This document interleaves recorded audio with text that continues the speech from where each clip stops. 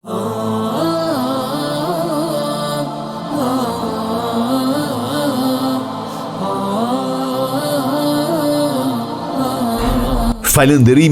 nuk vjen kur ke gjithçka, vjen kur e sheh çfarë ke.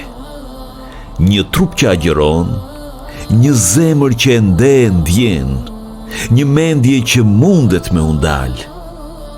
Profeti Zotit Muhameti, paqja dhe mëshira e Zotit qoftë mbi të, falenderonte edhe për pak, sepse e dinte se pak kur vjen nga Zoti është shumë.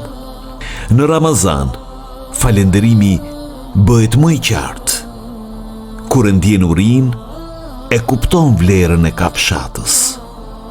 Nëse sot e the faleminderit, jo me gojë, por me sjellje, ke bërë ibadet.